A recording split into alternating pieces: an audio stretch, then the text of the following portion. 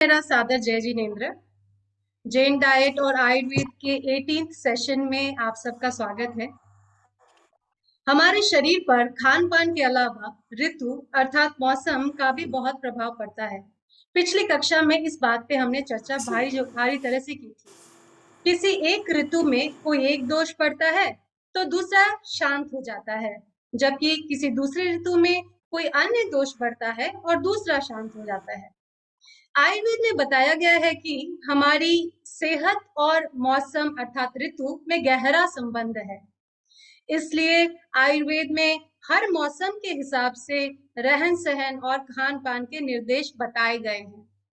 इन निर्देशों का पालन करके हम जरूर ही निरोगी रह सकते हैं। Obesity, diabetes, high blood pressure जैसे कई रोगों की उत्पत्ति का कारण ऋतु के अनुसार आहार विहार में बदलाव न करना ही है। बात अगर ऋतुओं के वर्गीकरण की करें तो पिछली कक्षा में हमने जाना कि सूर्य की गति के अनुसार वर्ष को दो भागों आयन में विभाजित किया गया है, जिसे उत्तरायण और दक्षिणायन कहते हैं। हर भाग में 3 ऋतुएं होती हैं। इस तरह से कुल एक साल में 6 ऋतुएं होती हैं। उत्तरायण अर्थात कोल्ड ऋतु, दक्षिणायन वार्म ऋतु।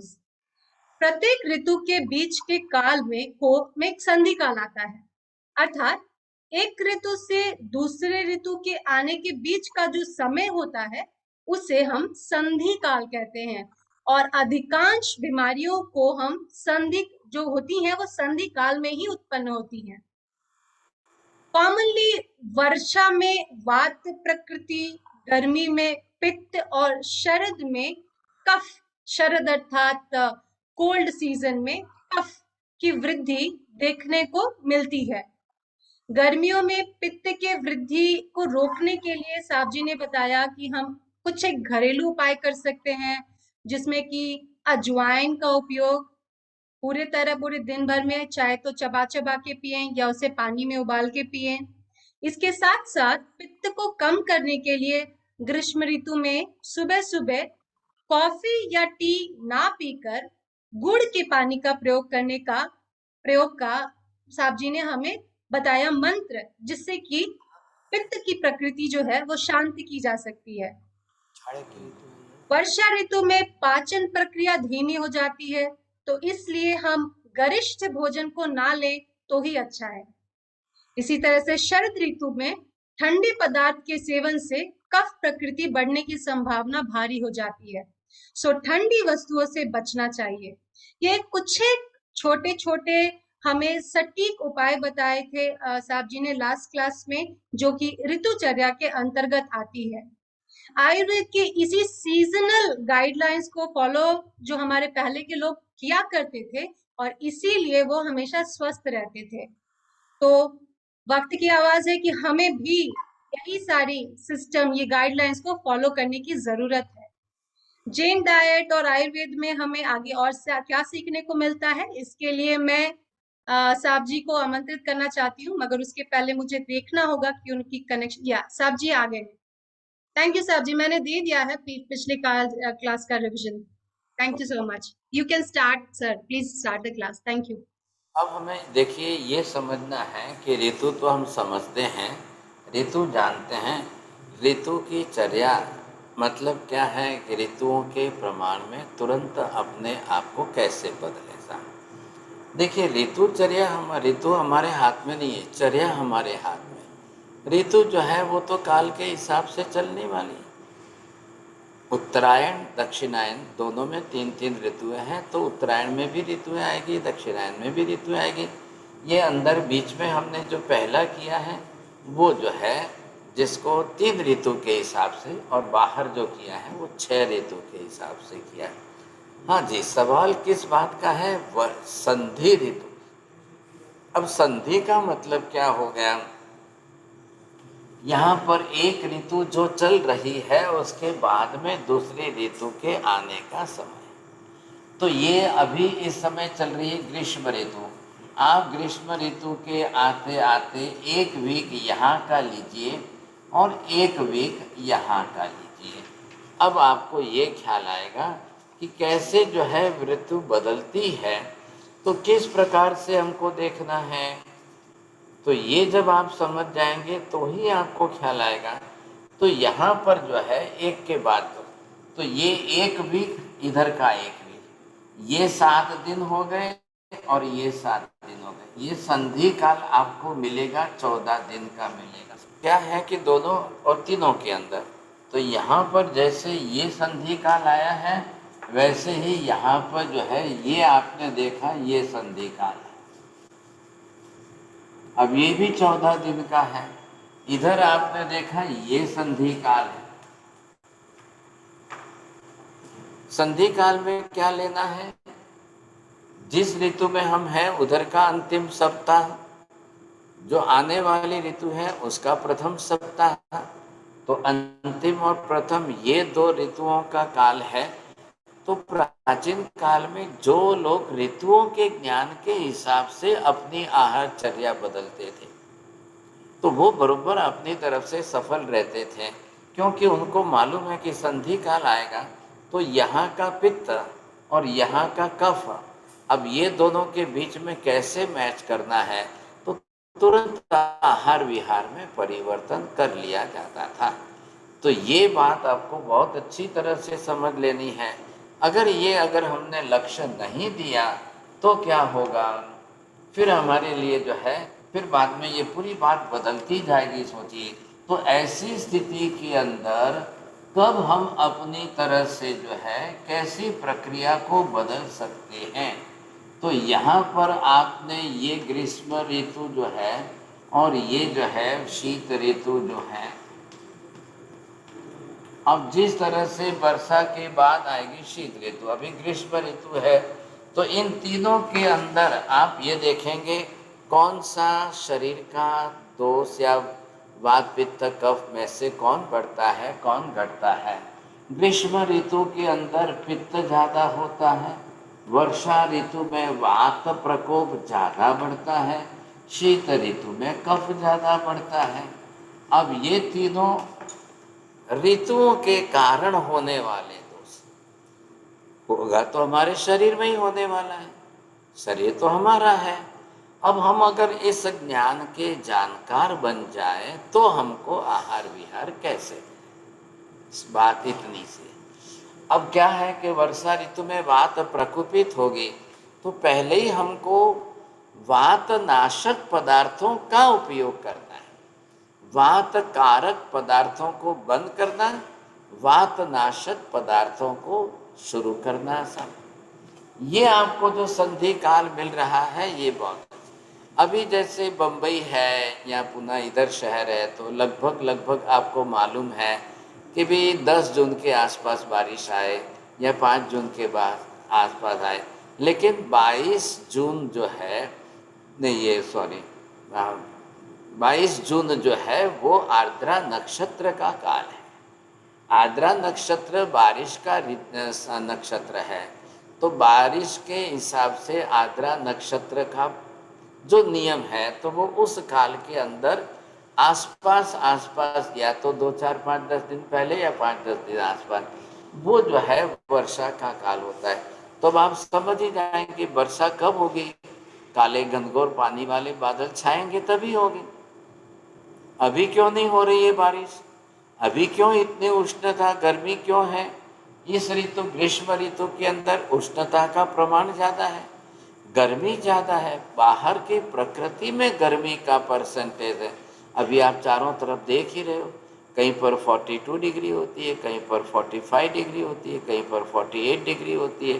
राजस्थान के रण प्रदेश में चले जाओ तो 50 डिग्री तक की हो जाती है साहब। तो स्वाभाविक है कि बाहर जब इतनी गर्मी है और वो अपने शरीर के अंदर गर्मी बढ़ा दे तो पित्त का प्रकोप होना ही होना है। मतलब देखिए पित्त तो सब हमेशा है, 12 ही महीने पित्त रहता है, लेकिन पित्त बढ़ेगा कब और घटेगा कब। तो ग्रीष्म ऋतु के अंदर पित्त ज़्यादा बढ़ने वाले। अभी भी आप सुबह उठकर चाय पिएंगे जो पित्त बढ़ाने वाली है, तो एक तो बाहर की ऋतु है और एक आप अंदर अपनी तरह से गलत उपयोग कर रहे हो तो नुकसान ज़्यादा हो जाएगा। तो क्या करना चाहिए, इस ऋतु में, ग्रीष्म ऋतु में पित्त शामक प्रयोग, ये आयुर्वेद की लैंग्वेज है थोड़ी सी। तो पित्त को घटाने वाले प्रयोग कौन से हैं साहब? तो वो जो प्रयोग है वो इसके अंदर गुड़ का पानी है। ध्यान रखिए, गुड़ नहीं खाना है लेकिन गुड़ का पानी पीना है। ये सब जो है ऋषि महर्षियों ने सबकी प्रकृति तपासी। डायरेक्ट सीधे गुड़ खाना उष्णता कारक है, गर्मी बढ़ाएगी। लेकिन गुड़ को सुबह से भिगो दें और वो पानी बन जाए, और वो भी किसमें? मिट्टी के बर्तन में। फ्रीज में रख कर के ठंडा मत करना, नहीं तो और नुकसान हो जाएगा। फ्रीज जो है वो कृत्रिम है, उसमें एकदम बिलो 0 डिग्री टेम्परेचर पर चला जाएगा तो वो हमारे शरीर के अंदर की पाचक अग्नि को भी ठंडा कर देगा, ये नुकसान हो जाएगा ना। वो हमें नहीं करना है, पाचक अग्नि को ठंडा नहीं करना है। अग्नि तो प्रदीप्त अग्नि है। लेकिन ग्रीष्म ऋतु के अंदर अगर हमारी अग्नि थोड़ी सी ज़्यादा हो गई, कम हो गई, लोगों को पित्त की वॉमिट होती है, पित्त बढ़ने पर पित्त सिर पर चढ़ जाए, माइग्रेन होता है, चक्कर आती है लोगों को, पित्त का प्रकोप जो है वो कई लोगों को कई बीमारियां, क्योंकि एसिडिक कंडीशन इससे ज़्यादा बढ़ती है। लेकिन लोग समझने को तैयार नहीं है। तकलीफ ये है भाई, उनको तो अपने हिसाब से 12 ही महीने जो खाते हैं वही खाना है। नहीं नहीं, हमारे घर में तो रोज ही होता है। हम तो चाय तो हम 12 ही महीने पीते हैं सब, 12 ही महीने हमारे तो सुबह उठे कि चाय पीना ही पीना है। ये जो हमने नियम बना दिया ना, ये गलती है। आप ऋतुचर्या के आधार पर परिवर्तन करिए, आहार आदि बदलना चाहिए। क्यों नहीं बदलना चाहिए? पहले बदलना चाहिए हमको। ये गलती जब हम कर लेते हैं कि नहीं बदलना है, आजकल लोगों ने ऋतुचर्या का ज्ञान ही कम कर दिया। जो हमारी बुजुर्ग दादी माँ थी वो सब जानती थी, तो बरोबर घर में परिवर्तन होता था। अब जैसे ही वर्षा ऋतु आएगी, इधर पित्त इधर, अब देखिए जैसे ही आप वर्षा ऋतु में आएंगे तो वर्षा सु लवणम अमृतम, बड़ा अच्छा आयुर्वेदकार ने श्लोक लिखा है, वर्षासु लवणम। अब वर्षा ऋतु में नमक ज़्यादा खाना चाहिए, लेकिन ग्रीष्म ऋतु में नमक नहीं खाना चाहिए। ये विशेषता बताई इन्होंने। तो वर्षा ऋतु का मतलब क्या हुआ? लवणम। लवण मतलब क्या है? कौन सा लवण? नमक का मतलब क्या? अब ये शास्त्र के शब्द तो लिखे हुए हैं, लेकिन लोगों ने आज जो नमक मिल रहा है उसी को पकड़ लिया है। कल ऐसा मत कर लेना, महाराज ने बोला है, महाराज ने बोला है, मेरे ऊपर मत डाल देना भाई साहब। आज का लवण जो है ये लवण ही नहीं है, ये टाटा सॉल्ट जो है ना, ये तो केमिकल है। ख्याल आया आपको? सोडियम क्लोराइड जो है तो ये हमारे लिए नुकसानकारक है। तो शास्त्रकार तो स्पष्ट ही कर रहे ना, आपको सिर्फ सिंधा नमक ही। क्यों सिंधा नमक? क्योंकि उसमें वात शामक गुण है। आज जो आप नमक सोडियम क्लोराइड ले रहे हैं तो वो तो खाली जीभ को खारा लगने के लिए है, उसमें वो गुणधर्म नहीं है साहब, ये बात है। तो जो प्राचीन काल में ऋषि मुनियों ने जो तय किया है, निर्धारित किया है, वो करने का प्रयोजन ये था कि वो समझते थे हर एक वस्तु के गुणधर्म को। मैंने अभी बताया ना, गुड़ जो है वो पित्त, वो जो है गर्म पड़ेगा तो पित्त बढ़ जाएगा, लेकिन गुड़ का पानी सुबह से भिगोकर हमने मिट्टी के बर्तन में रखा है तो वो ठंडा शीतल है, वो पित्त का शामक है। अब उसमें और पित्त शामक द्रव्य जोड़ दीजिए तो उसका मल्टीप्लिकेशन गुणधर्म बढ़ जाएगा। जीरे का पाउडर डाल दिया, सौंफ का पाउडर डाल दिया, धनिया का पाउडर डाल दिया, और वो गुड़ का पानी आपने पिया तो और 10 गुना ज़्यादा, फायदा भी डबल हो जाएगा, मल्टीपल। ये विशेषता है। तो ये ऋतुचर्या का विषय समझने जैसा है। उस हिसाब से कब दोष कौन सा बढ़ता है, सामने गुण कौन सा बढ़ाना है आपको, शरीर की प्रकृति कैसे बदलनी है आपको, हर चीज़ को लीजिए एक एक बात में। घी का उपयोग किस ऋतु में करना है, तेल का उपयोग किस ऋतु में करना है, खट्टे पदार्थ का उपयोग किस ऋतु में करना है? मीठे पदार्थों का उपयोग किस ऋतु में करना है? खट्टे से भी पित्त बढ़ता है, नमक से भी पित्त बढ़ता है, शक्कर से भी पित्त बढ़ता है। अब ये मेरी बात शायद आपको शॉकिंग लगेगी। क्यों लगेगी भाई साहब? शक्कर बनने की प्रोसेस आज जो चल रही है, आप शुगर फैक्ट्री में जाकर देखेंगे ना कि शक्कर बनने का तरीका क्या है, ख्याल आया आपको? वो नुकसान करने वाली है। लेकिन गुड़ जो है वो शक्कर बनने के पहले की अवस्था है। शुगर केन का जूस निकाला, उसे उबाल करके घोटा, उससे जो है बन गया, वो जम गया, वो गुड़ है। तो गुड़ जो है वो अपनी प्रकृति अलग रखता है, जिसको हमारी भाषा में तासीर बोलते हैं ना, वो है प्रकृति। और यहाँ पर शक्कर की तासीर अलग है। आजकल की ये जो शक्कर प्रोसेस वाली जो बनी है ना, ये ऊपर से पित्त करने वाली है, क्या है। इसलिए ये आयुर्वेद शास्त्रकार कहीं पर भी ये शक्करों का नाम नहीं लेते हैं सर। और उस पुराने जमाने में जो है, क्योंकि ये सब ऋषि महर्षि तो हजारों साल पहले के हैं ना, तो उस समय तो शक्कर की फैक्ट्री ही नहीं थी, तो लोगों में गुड़ का ही रिवाज ज़्यादा था।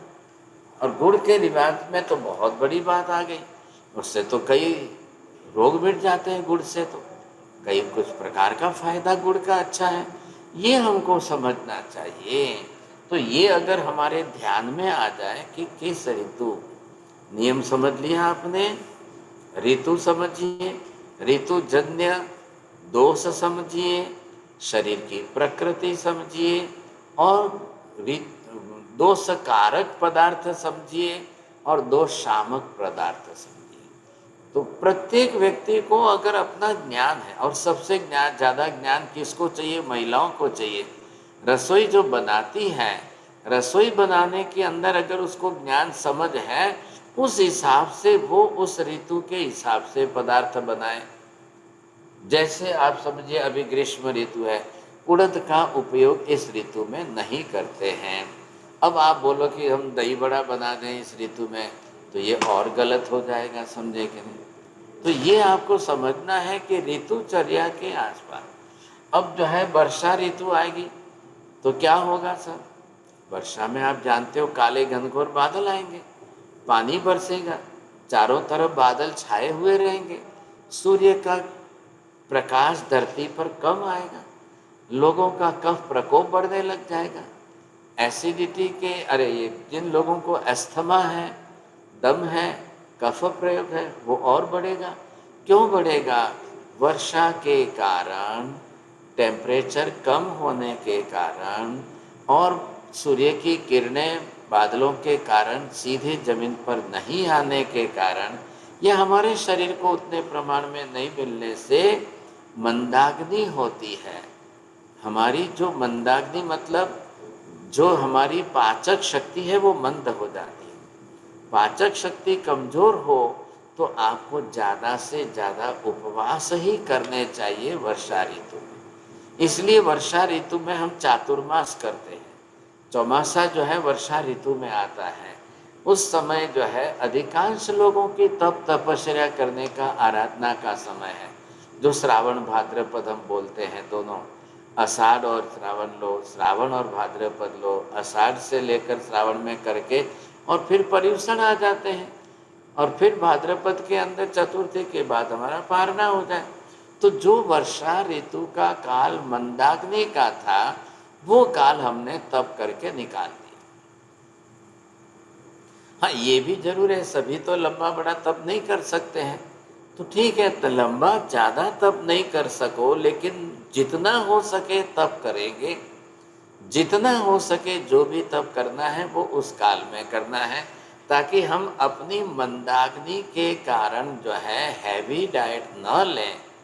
वर्षा ऋतु में तप न कर सको तो कृपया हैवी डाइट ना लें। हैवी डाइट किसको बोलते हैं? घी दूध ज़्यादा आए, जिसमें घी और आटा वगैरह ज़्यादा आए, घी शक्कर ज़्यादा आए, वो ज़्यादा हैवी बन चुका है। अब ख्याल है आपको? तो वो पचने में भारी, पचने के लिए उसको ज़्यादा शक्ति चाहिए। लेकिन ऋतु के कारण हमारी अग्नि मंद हो गई है। अब इधर अग्नि मंद हुई और इधर आप डबल ज़्यादा हैवी खाने लगो, जिसको आयुर्वेद की लैंग्वेज में गरिष्ठ भोजन कहते हैं। अब वो इतना जल्दी पचने वाला नहीं है, तो क्या होगा, नहीं पचेगा वो, आम के रूप में संचय हो जाएगा, that will the mucus collection. शरीर में आम जो है, आम दोष है, लेकिन किसका दोष है, कफ दोष है। जो आहार नहीं पचा और वो शरीर में आम के रूप में इकट्ठा हो गया, अब उसके साथ में वायु जुड़ेगी, तब क्या हो जाएगा, आमवात हो जाएगा। अब आमवात हो गया, तब वायु जो है उस आम को ले जा कर के शरीर के जॉइंट्स में, जहाँ जहाँ वैकेंसी है वहाँ पहुँचा देगा, सब इकट्ठा करेगा वो। अब वो आपके लिए आमवात, मतलब मेडिकल साइंस में रूमेटिज्म, आर्थराइटिस, ये सारी बीमारियों का ग्रुप बन जाएगा, समझे कि नहीं। फिर आप क्या करेंगे, फिर दवाइयों के चक्कर में फंसेंगे। सा आयुर्वेद क्या कहता है, दवाइयों का उपयोग नहीं करना है, आपको प्रिकॉशन लेकर के हम रोग में न जाए, वैसे कैसे बच के रह सकते हैं, ये हमको ध्यान देना है। खाली दवाइयाँ दवाइयाँ करके आप रोगों के सामने लड़ेंगे तो कोई फायदा नहीं है। हमारी समझदारी उसमें है कि हम बिना दवाइयों के स्वस्थ कैसे रहे, दवाइयाँ लेने की नौबत ना आए। भले ही आयुर्वेद शास्त्र है, लेकिन आयुर्वेद शास्त्र का पहला काम जो है वो आपको निरोगी काया, मतलब प्रिकॉशन कैसे लेकर काया को रोगी न होने देना, ये है हमारा काम आयुर्वेद शास्त्र का। रोगी होने के बाद हम दवाइयों के चक्कर में फंसेंगे, वो अलग बात होगी, वो सेकेंडरी चीज है। लेकिन अगर हम ऋतुचर्या का ज्ञान, देह का ज्ञान, प्रकृतियों का ज्ञान, वस्तुओं का मतलब जो खाद्य सामग्री है उनके गुणधर्मों का ज्ञान बरोबर समझकर कॉम्बिनेशन रखते हैं, तो हमारे लिए बीमार होने की नौबत ही नहीं आए। बस बात इतनी सी है।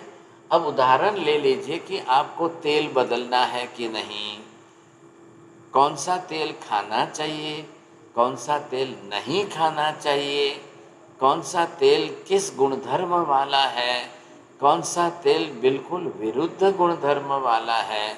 आजकल जो चल पड़ा है, लोगों ने जो बात चालू किया है साहब, ऐसे ऐसे कुछ का कुछ मत खाइए, क्या है कि नुकसान होगा हमारे लिए। सिर्फ जो है शास्त्रकार यहाँ पर 4-5 तेल के ही नाम देते हैं, बाकी नहीं। या तो सरसों का तेल, या तिल का तेल, या कोकोनट ऑयल है, और या मूंगफली का तेल है, और या फिर आपको जो है जैतून का तेल है। बस इसके सिवाय नहीं था, बिल्कुल नहीं। अब आजकल लोग बोलते हैं सोयाबीन वाला तेल खाओ सब, इसमें ज़्यादा प्रोटीन है और ज़्यादा शक्ति है। ये सबसे बड़ी मूर्खता है। सोयाबीन हमारे शरीर के लिए उपयोगी नहीं है, ध्यान से सुन लेना। सोयाबीन जो है वो पशुओं के लिए ज़्यादा काम का है। हमारे शरीर में अगर जो लोग सोयाबीन ज़्यादा खाने लग जाएंगे, नहीं नहीं ज़्यादा प्रोटीन ज़्यादा ताकत, हर व्यक्ति यही सोचता है ज़्यादा प्रोटीन किस में, ज़्यादा ताकत किस में। अरे भाई साहब, वस्तु में कितनी है उससे ज़्यादा आपका शरीर उसको डाइजेस्ट कर सकता है कि नहीं, उसकी क्षमता देखिए ना, शरीर की क्षमता देखिए। आज बम्बई जैसे शहर में बड़ी सेठानियों को तो पलंग से सोफा पर, सोफा से बाथरूम तक, और फिर वापस जो है पलंग तक और बाथरूम तक, इतना ही तो चलना है। अब ऐसे लोग सोयाबीन खाने लग जाए, सोयाबीन का तेल खाने लग जाए, सोयाबीन के प्रोडक्ट खाने लग जाए, तो क्या हालत होगी फिर, बहुत नुकसान हो जाएगा सब। ऐसी चीज़ें हमको नहीं लेनी, ख्याल है कि बिल्कुल नहीं लेनी।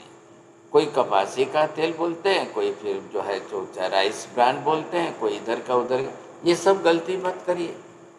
जिसका गुणधर्म सरसों के तेल में और तिल के तेल में वात नाशक गुण है, तो उसका उपयोग, वात ऋतु कब आती है, वायु की ऋतु का काल वर्षा ऋतु है, उसी समय उपयोग करिए। ग्रीष्म ऋतु जब सामने आ जाए, गर्मी की मौसम सामने आ जाए तो कोकोनट ऑयल का उपयोग कर सकते हो। ऋतु परिवर्तन के हिसाब से तेल का परिवर्तन करिए। तेल की जगह पर विंटर के अंदर, शीत ऋतु के अंदर आप घी का उपयोग करिए। आप उस समय सरसों के तेल का उपयोग करिए, तिल के तेल का उपयोग करिए, आपको डबल फायदा है, समझे कि नहीं।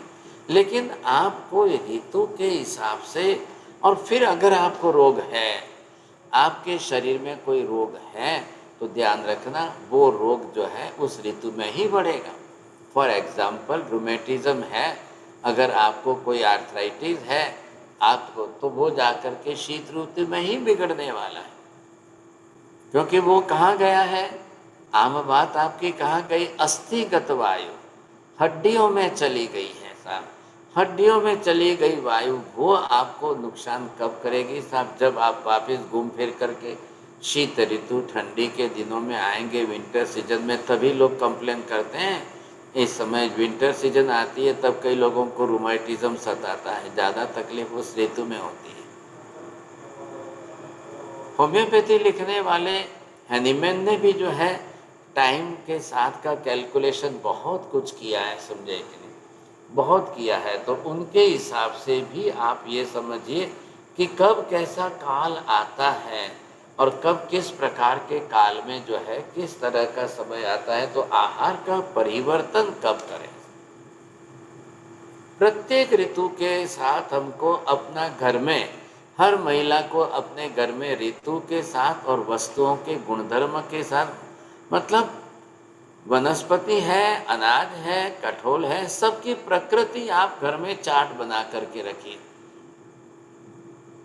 उस ऋतु में उसी का उपयोग करना है। लेकिन आज कलयुग क्या हो गया है, लोगों को कोई समझ ही नहीं है साहब। कुछ भी खाना है, कभी भी खाना है, किसी भी ऋतु में किसी भी ऋतु का भोजन पदार्थ लाकर खाना है। इसका परिणाम ये आया कि बाहर जो है कोल्ड स्टोरेज के अंदर वो लोग 12 ही महीनों के फ्रूट जो है स्टोरेज करके रख लेंगे।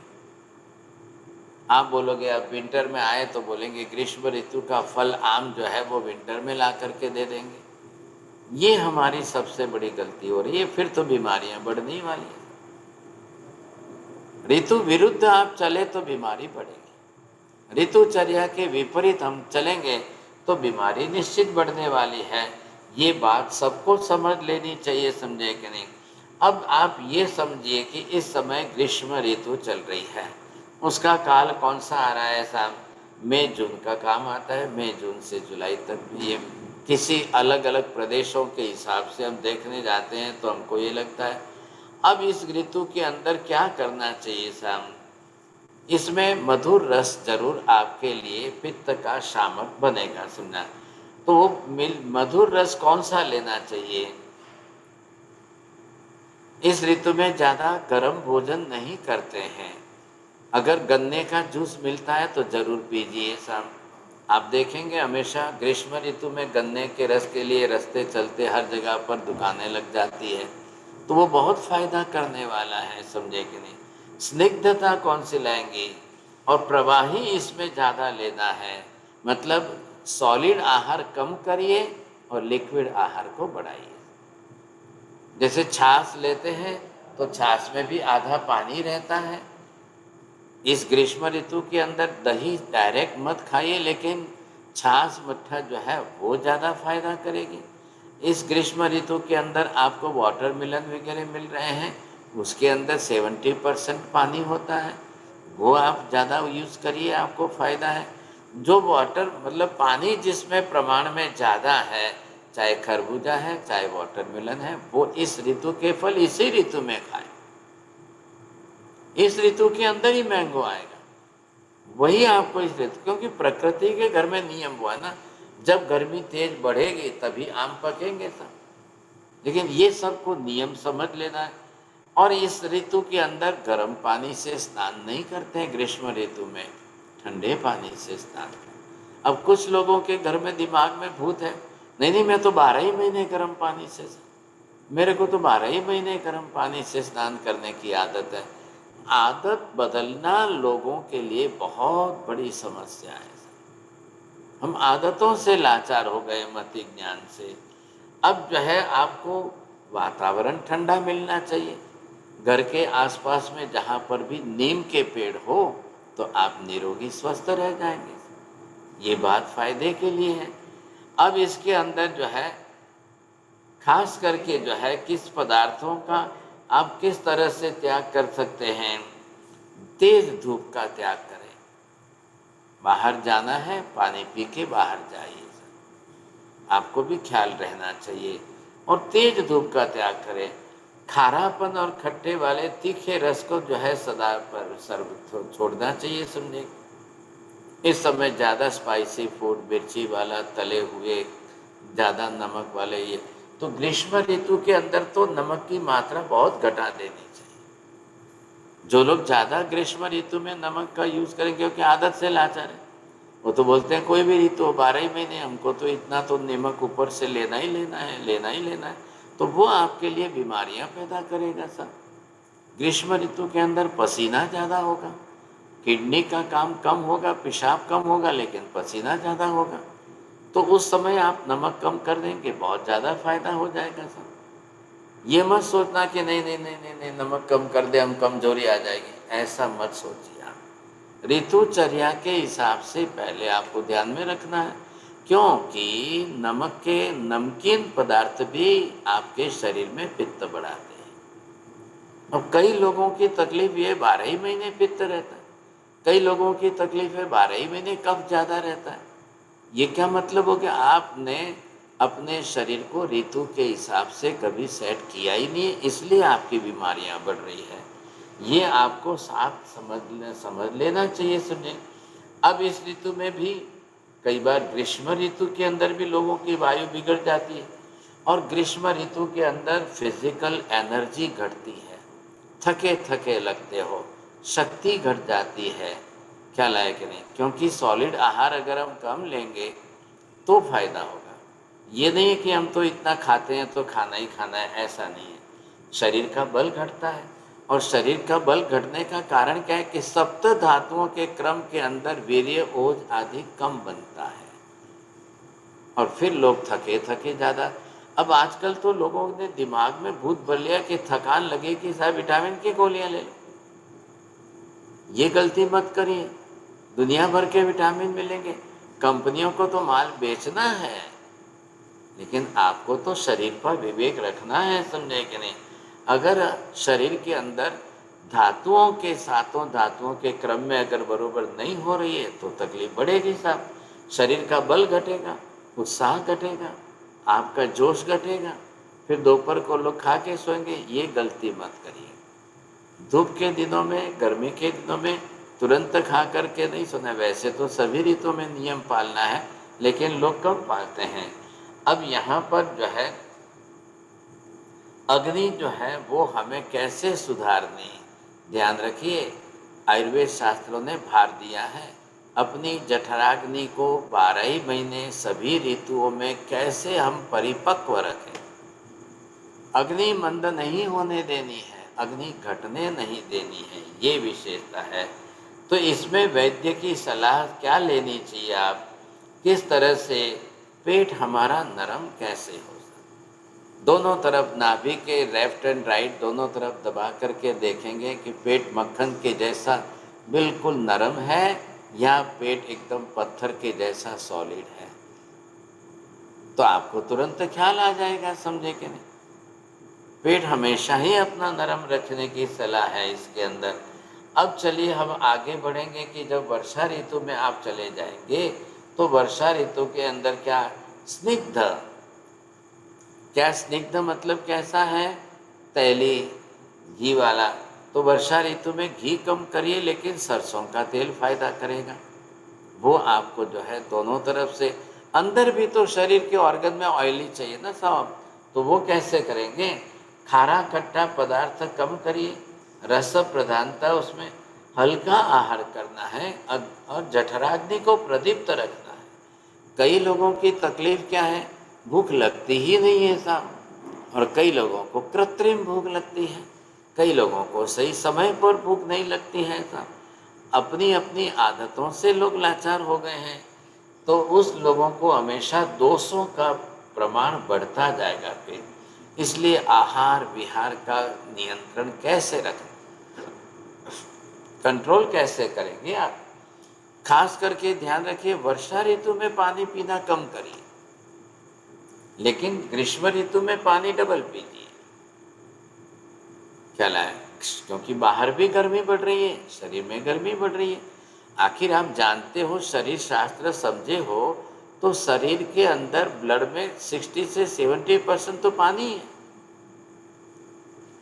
100% पूरे शरीर में ब्लड नहीं है, पानी ज़्यादा है 60-70%।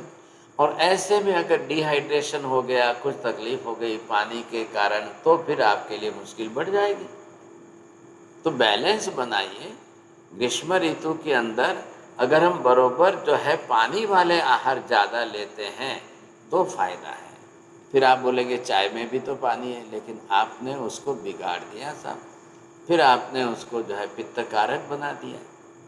और चाय के तो नुकसान भी बहुत है कि वो एसिडिक कंडीशन बढ़ाती है साहब। अब नदी का पानी या बारिश के अंदर दूसरा पानी ना पिए हम, और हो सके वहाँ तक 2-4-5 बारिश छोड़ करके बाद में बारिश का पानी इकट्ठा करके पीने की कोशिश करिए।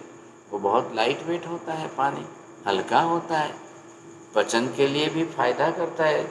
लेकिन एक बात जरूर समझिए, प्रिकॉशन लेने के लिए वर्षा ऋतु में बॉइल वाटर ही पीना चाहिए, और वो भी जो है तांबे के अंदर ही गर्म करें। तांबे के हांडे में गर्म करके थोड़ा सा उसको 20 मिनट 30 मिनट ठंडा कर दें।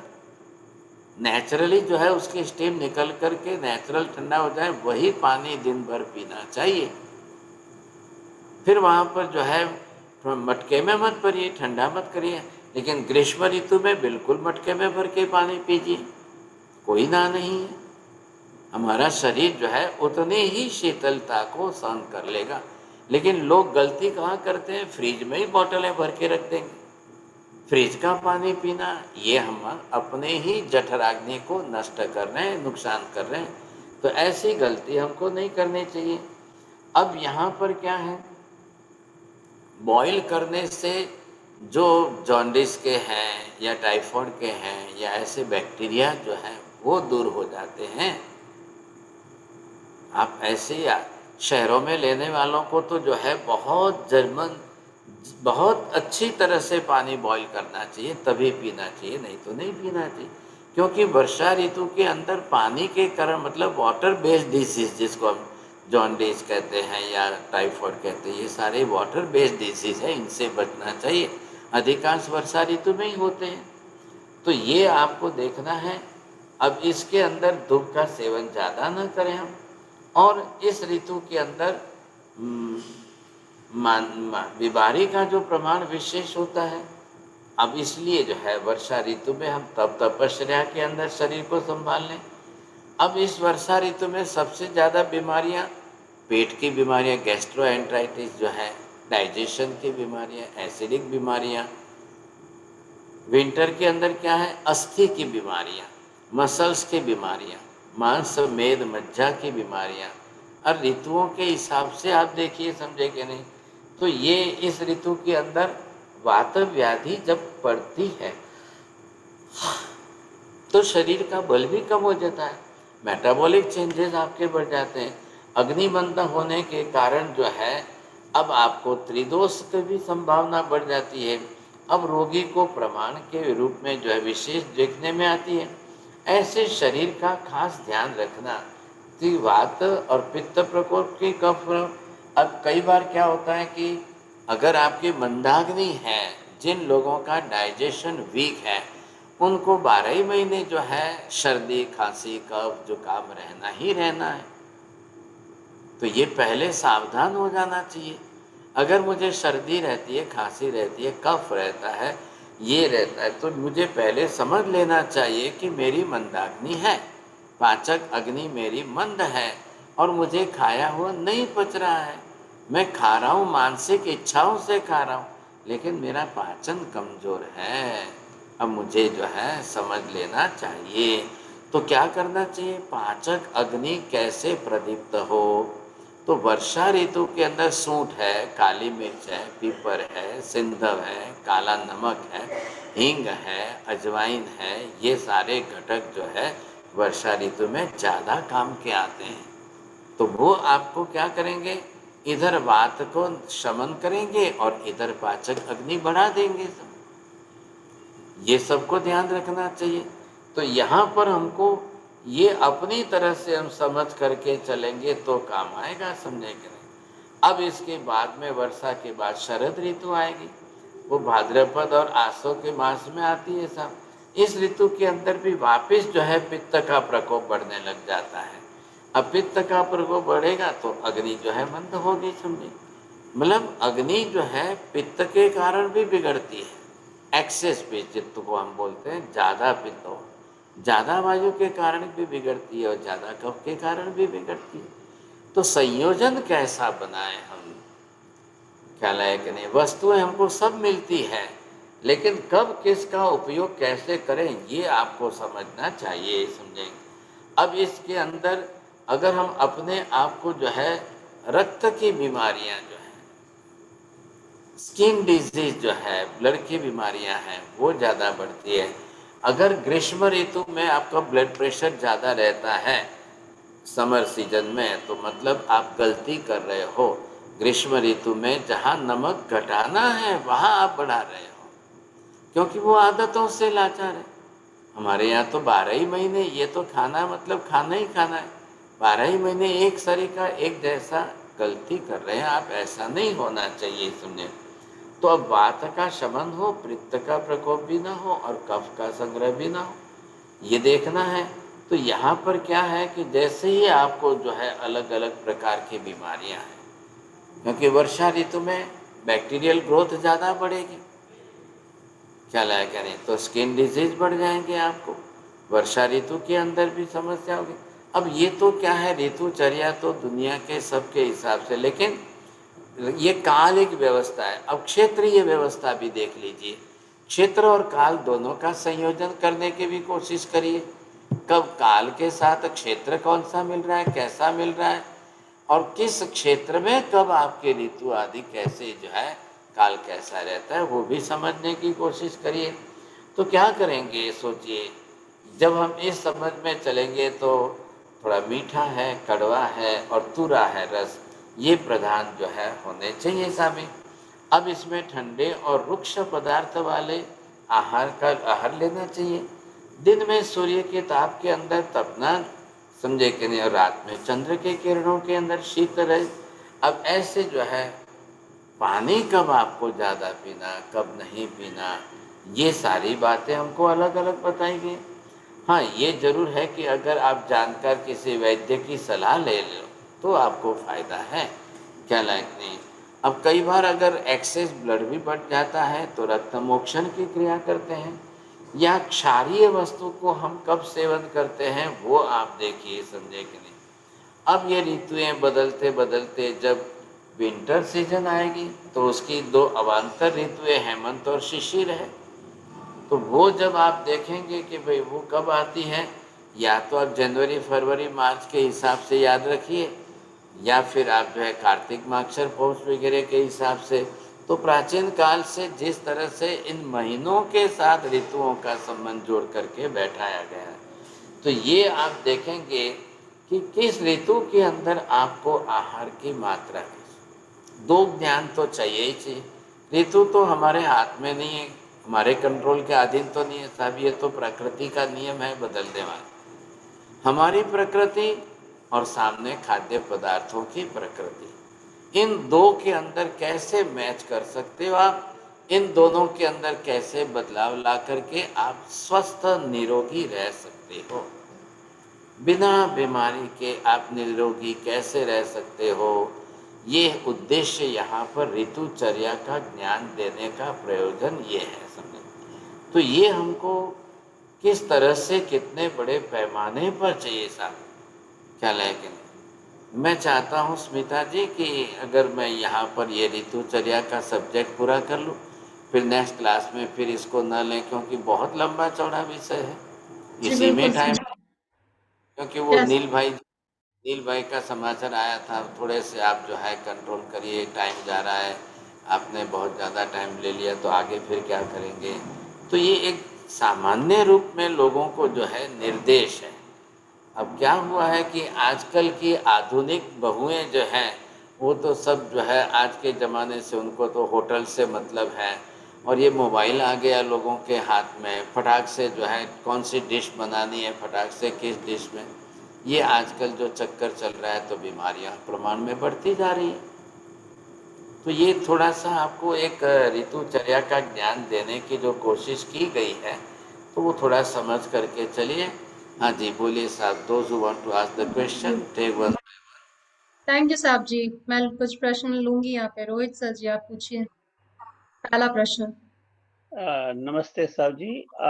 चौवियार का क्या महत्व रहता है हमारे शरीर के विज्ञान के बारे में? शरीर का विज्ञान तो बाद में बात है, चौविहार तब है रात्रि का समय हो रहा है, सूर्यास्त हो रहा है। अब सूर्य अस्त हो जाएगा, सूर्य हमारे पाचक अग्नि के साथ जुड़ा हुआ है। अब सूर्य अस्त होते ही हमारा पाचन मंद पड़ेगा और फिर बैक्टीरियल ग्रोथ बढ़ेगी, जीव जंतुओं का प्रमाण बढ़ेगा। इसलिए आपको कहा है कि चौबियार करने से रात को खाना बंद, रात को खाना भी नहीं, रात को पीना भी नहीं। इसलिए क्या कि चारों आहार का त्याग, उसका नाम है चौबियार। चौ मतलब चार, अशन पान खादिम स्वादिम, all this four types of things. तो ये जो है कि हम चारों प्रकार के आहार को छोड़ देते हैं तो जो शाम को खाया हुआ है उसको पचने के लिए रात का पूरा समय मिल जाए और आपको तपश्चर्या का निमित्त मिल जाएगा। इधर रात्रि भोजन का त्याग का फायदा मिल जाएगा, इधर दूसरी ज़्यादा जीव हिंसा की विराधना से आप बच जाएंगे। इधर रिलीजियस व्यू पॉइंट लीजिए, इधर आप जो है फिजिकल व्यू पॉइंट लीजिए, दोनों को मैच करिए ना। हम नहीं तो फिर बाहर तो आयुर्वेद की क्लासें बहुत चलती है, हमने क्या लिया है, Jain concept of diet and health. तो उसमें चौबियार का महत्व बहुत ज़्यादा है और करना फायदे में है, समझने का। जी जी जी, thank you so much. Meena ji, आप अपना प्रश्न पूछिए। Yeah, आपको अनम्यूट करना पड़ेगा मैम। या it is unmuted. Okay, so sorry. Regarding the weather, our seasons in the Western countries are different. When you say about the tapasya in monsoons, ours, we have the full summer here. So the temperatures are so high. So do you recommend? I mean, we follow the calendar, Indian calendar, but Right. But it is good for you. You must set your every system according to your season. You are in US, you see. So in that US, what type of the season, what is the time system is going on? No doubt, according to the Paryushan Parva and which is doing according to Tapasya when we are doing in India, at that time only for the question of the 8 days, you can follow that Paryushan in USA at the same time because of the Indian calendar. But शास्त्रों में ये कहा गया है, match the क्षेत्र and time, space and time, and then calculate that, you see, because you are living there and you cannot follow the Indian climate system. If you are there, you are according to your system of the body is totally set with your climate.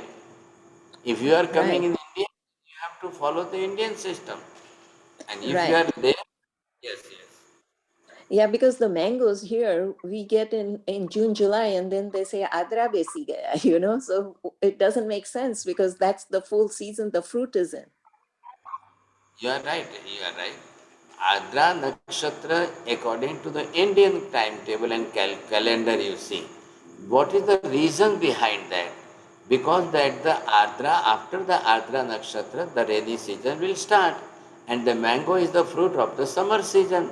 And when the rainy season will come, you see, immediately the bacterial growth will increase in all the mangoes.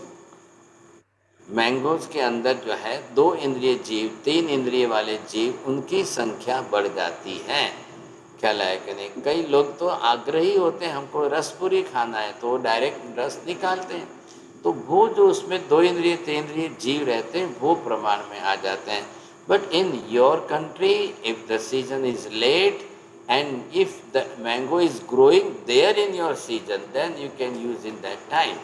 But if you are just buying the mango from the India and then you will say that after the Adra Nakshatra we will use that amba mango there, you see, it will be wrong. Thank you. Thank you so much. हाँ, Redmi note आप प्रश्न पूछिए। त्रिकाल वंदना साहिब जी, actually मेरा ये doubt था कि आपने बोला वर्षा ऋतु में कम पानी पीना चाहिए, तो हमको 3 लीटर से कम पीना चाहिए, 3 लीटर मिनिमम पीना चाहिए? आप ग्रीष्म ऋतु में 3 लीटर पीते हो तो वर्षा ऋतु में 1.5 लीटर आधा कर दो। वर्षा ऋतु में कम होना है क्योंकि वो पानी खराब आ रहा है ना। वर्षा होने के कारण नदियों में, तालाबों में, सब जगह पर वो मिट्टी और वगैरह आएगी तो बीमारियां बढ़ जाएगी। इसलिए वर्षा ऋतु की बीमारियां जो है वो वाटर डिपेंडेंट डिजीज बोलते हैं उसको, तो वो हमको घटाने हैं। तो एक तो कम पीना है और दूसरा बॉईल करिए। तीसरी बात, जब बादलों के कारण वर्षा का प्रमाण रहेगा, टेम्परेचर पूरा ही घट जाएगा। अभी कैसे 45 डिग्री है, अब वर्षा ऋतु के अंदर ये टेम्परेचर आ जाएगा 25-30 डिग्री के अंदर। तो your requirement of the body of the water is also very low, you see. उस समय फिर आपको तकलीफ हो जाएगी और फिर वाटर बेस्ड डिजीज के प्रश्न आ जाएंगे। दोनों बात समझ लीजिए, समझेंगे। बोलिए। Thank you. आपने जो ऋतुचर्या के बारे में समझाया कि हमको वो पिक्चर मिल सकता है पॉइंट वाइज एग्जैक्टली? हाँ, जरूर मिलेगा, जरूर, बिल्कुल मिलेगा। जी, आप ट्रांसक्रिप्ट में डालेंगे। Thank you so much. Rachna Sanghvi ji, प्रश्न लीजिए। त्रिकाल वंदना साहिब जी। साहिब जी, मेरा ये डाउट है, मैं चेन्नई से हूँ, तो हमारे यहाँ तो वर्षा ऋतु शुरू होने के बाद भी बहुत गर्मी रहती है। चेन्नई में आए हुए, चेन्नई चौमा से हुआ है। यहाँ चेन्नई में बारिश होती नहीं है, दिवाली के आसपास ही होती है, तो लगभग पूरा वर्षा ऋतु में गर्मी रहती है। हाँ, तो मैंने कहा था जिस देश क्षेत्र में जब जिस ऋतु का संधान हो वहाँ के हिसाब से आप फॉलो करिए। वो मैं जनरल सेंस में जब कह रहा हूँ तो ये ऋतुएं चलती है, लेकिन आपके कंट्री में जैसे मीना बहन जी यूएस के अंदर है, तो उनके कंट्री में उनके हिसाब से, आपके क्लाइमेट वहाँ के हिसाब से आप फॉलो करिए, वो ज़्यादा बेटर है। क्योंकि एटमॉस्फेयर चेंज होगा, बॉडी चेंज होगी, सब कुछ सिस्टम सारी बदलेगी, तो उस हिसाब से आप अपना डाइट वगैरह सेट करिए, वो फायदे में रहेगा। जी जी, thank you. NK Jain sir, आप अपना प्रश्न लीजिए। गुरुजी, हमारे यहाँ तो राजस्थान में पहले रहते थे, तो उस समय तो आम तो बहुत देरी से आते थे, तो उसमें से आम पापड़ जो बना के आते उसको घोल के पानी में उसका रस बना के पीते थे, तो चलता है? बिल्कुल चलता है, बिल्कुल। सीजन वहाँ पर लेट है तो वहाँ के सीजन से आप फॉलो करिए। एक जनरल सेंस में अभी तो क्या है, अभी तो ये क्लाइमेट जो चारों तरफ डिस्टर्ब हो चुकी है बिकॉज ऑफ द पॉल्यूशन, और ये इसके कारण तो जो है पर्यावरण ही सारा बदल रहा है। अभी आज की तारीख में तो चारों तरफ देख रहे हैं कि भी कहीं पर भी सीजन चेंज हो गई, तो ये तो प्रॉब्लम रहने ही वाला है ना। अब ये किसकी बात है कि भी जिस महीनों के अंदर जो आए वो आए। अब ये आप भी जानते हैं ग्रीष्म ऋतु किस महीने की है, अब इसको अप्रैल से गिने कि मई से गिने कि जून से गिने। जनरल शास्त्र कहते हैं मई जून, मतलब जो हिंदी शास्त्र है वैशाख जेठ का। लेकिन अब ये जो है सीजनल चेंज होती जाती है। ये क्लाइमेट के प्रॉब्लम जो आ रहे हैं वो तो कार्बन के कारण है ना, तो वो तो और भी बिगड़ती जा रही है।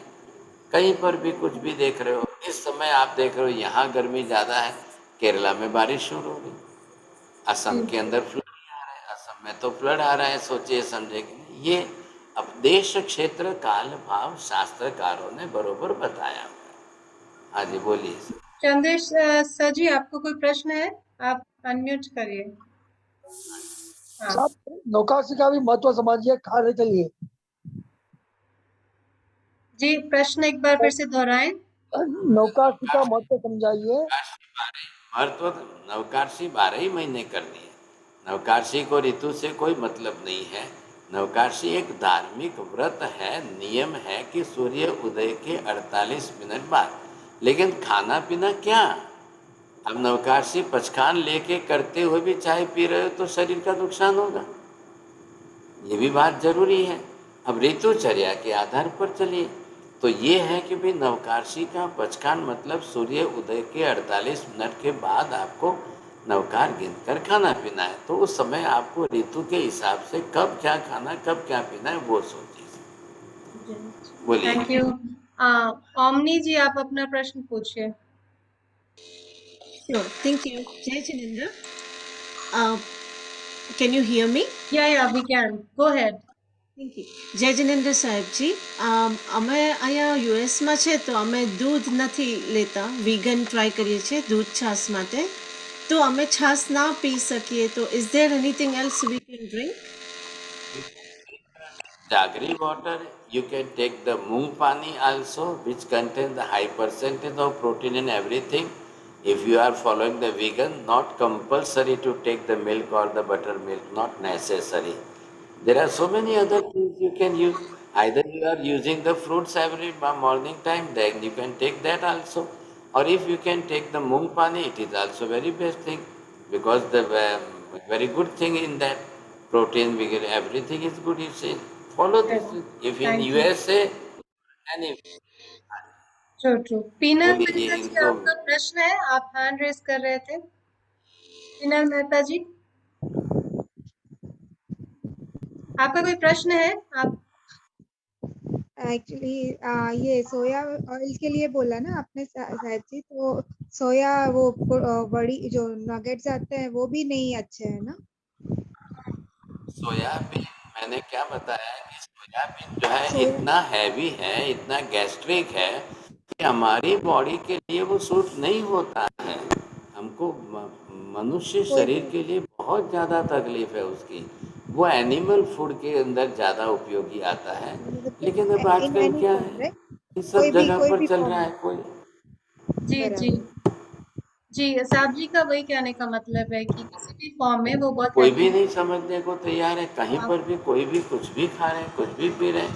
पब्लिक को देखिए, मैन्युफैक्चरर जो है, इंडस्ट्रियलिस्ट जो है, वो तो पब्लिसिटी करेंगे ही करेंगे। हमारे शरीर के लिए नुकसान होता है।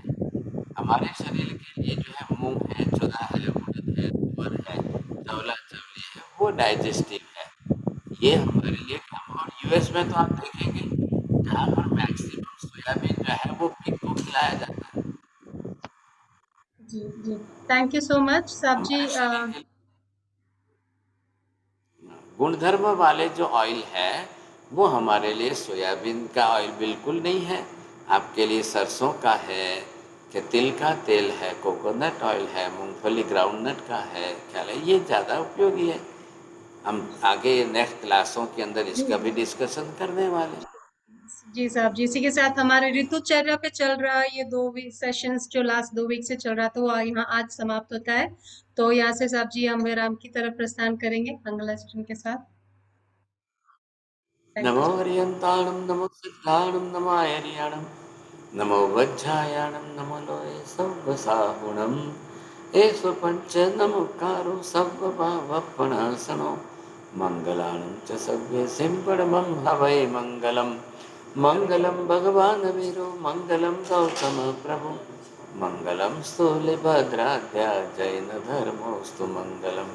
चत्तारि मंगलं हरिहंता मंगलं सिद्धा मंगलं साधु मंगलं केवली पन्नतो धम्मो मंगलं।